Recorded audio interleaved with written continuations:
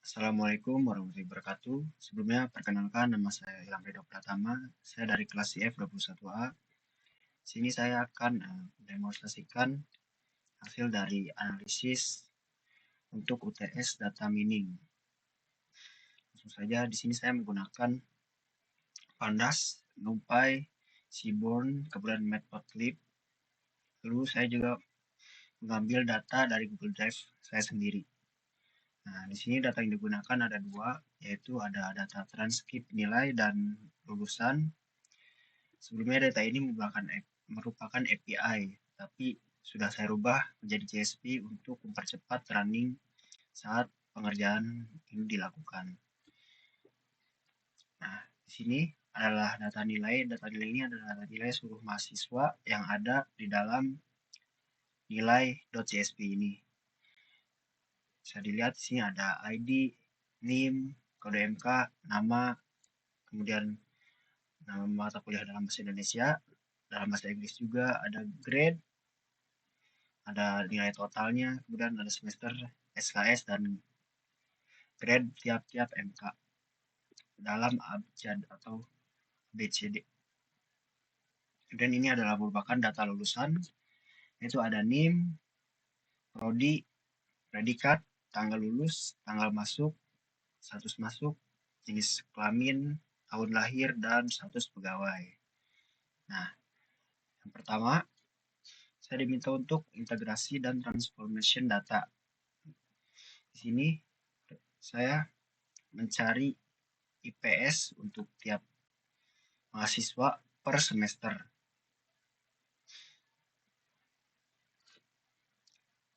Dengan menghitung nilai dari nilai grade, kemudian dan SKS MK. Kemudian dihitunglah, lalu menghasilkan IPS per semester ini. Nah, di sini kenapa ada IPS semester 0 dan semester 9? Karena saya belum melakukan filtering, dan filtering itu akan dilakukan nanti pada proses di bawah ini. Nah, di sini selanjutnya saya menggabungkan MS lulusan tadi atau data lulusan dengan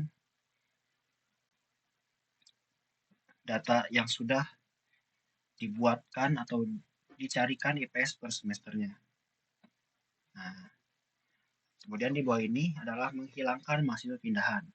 Mahasiswa pindahan itu adalah mahasiswa yang memiliki status masuk 1. Jika status masuknya 0, maka dia bukan mahasiswa pindahan. Nah, di sini saya bermaksud untuk hanya menampilkan mahasiswa yang status masuknya 0. Maka secara otomatis mahasiswa yang status masuknya 1 atau mahasiswa pindahan dia tidak akan ditampilkan.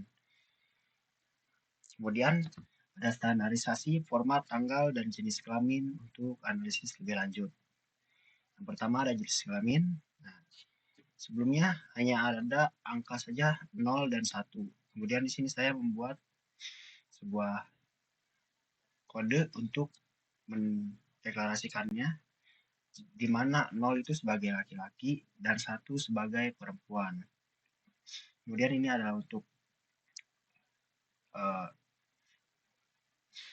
standarisasi format tanggal, kemudian tanggal masuk, ini sama menggunakan PD to date time. Kemudian di sini saya menambahkan kolom untuk lama hari kuliah dengan cara menghitung tanggal lulus dan tanggal masuknya. Maka dia akan menghasilkan lama hari kuliah. Selanjutnya ada data gabungan di sini untuk menampilkan durasi studi 1 tahun. Maka saya juga akan menambahkan kolom durasi studi 1 tahun pada tabel berikutnya. Nah, ini adalah untuk menentukan apakah lulus tepat waktu atau tidak. Jika mahasiswa yang lebih dari sama dengan 3,5 tahun dan kurang dari 5 tahun, maka dia akan dinyatakan mahasiswa yang lulus tepat waktu. Atau di sini saya contohkan dengan yes dan no ini yang tidak lulus tepat waktu. Nah, bisa dilihat di sini mahasiswa yang lulus tepat waktu kisaran 3,9 tahun. Kemudian ini adalah mahasiswa yang tidak lulus tepat waktu atau kemudian ini tadi ada IPS 0 dan IPS semester 0 dan IPS semester 9. Nah, di sini saya menghilangkan IPS semester 0 dan IPS semester 9 dengan cara mengurangi indeks pada di dalam sini yang tadinya ini adalah 0 sampai dengan 10, saya ganti menjadi 1 sampai dengan 9. Maka dia hanya akan menampilkan IPS semester 1 sampai semester 8.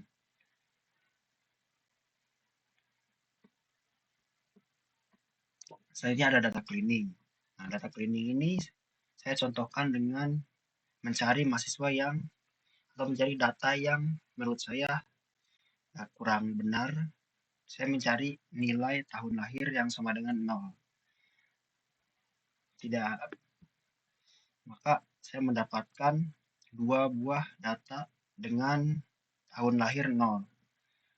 Bisa dilihat dari histogramnya di sini ada sedikit lonjakan pada mahasiswa yang dengan tahun lahir 0.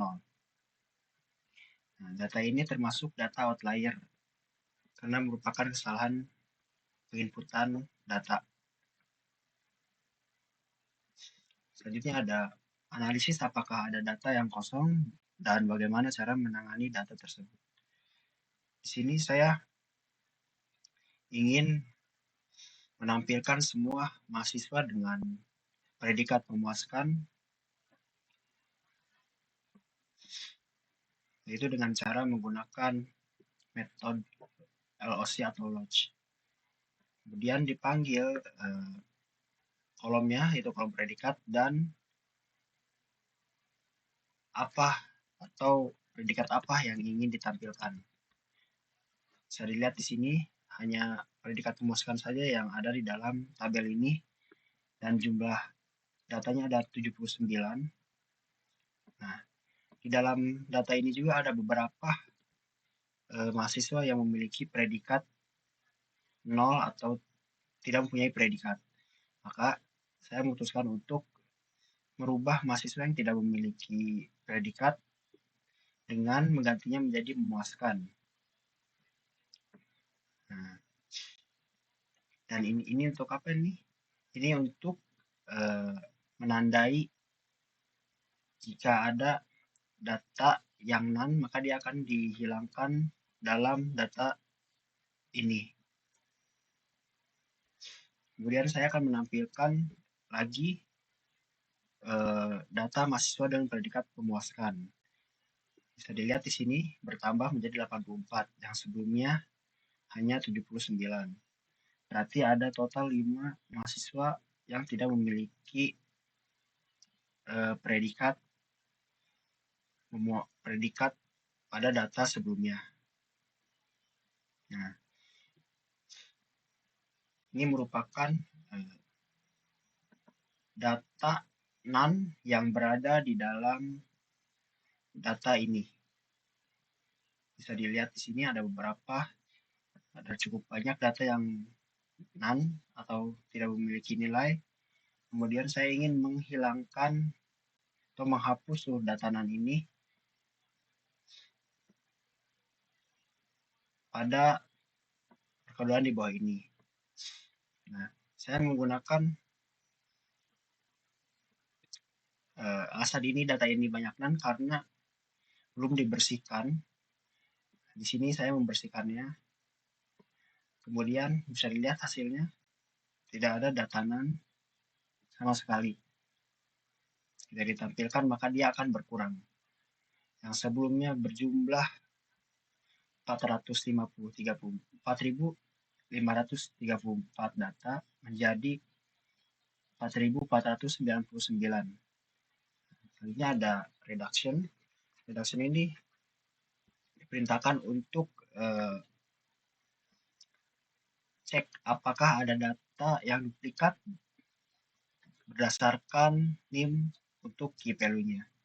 Saya di sini sudah membuatnya dan ternyata tidak ada data duplikat berdasarkan NIM. Kemudian di sini ada pattern. Pattern ini saya menggunakan kombinasi mahasiswa dengan NIM berapa yang memiliki kesempatan lebih besar untuk lulus tepat waktu, dan NIM dengan skor berapa dan IPS dengan skor berapa yang memiliki bobot lulus tepat waktunya lebih besar, dan IPS berapa yang memiliki bobot lulus tepat waktunya lebih kecil. Bisa dilihat pada hasil box plot bawah ini, di mana pada semester 1 ini mahasiswa dengan IPS di atas 34 ini memiliki peluang lebih besar dibandingkan mahasiswa yang memiliki IPS di bawah 34 untuk lulus tepat waktu. Begitu juga dengan TOEFL semester 2, di mana mahasiswa yang memiliki NIM rata-rata 3,5 lebih besar peluangnya lulus tepat waktu dibandingkan mahasiswa yang memiliki IPS 3 di bawah 3,5 atau 3,5.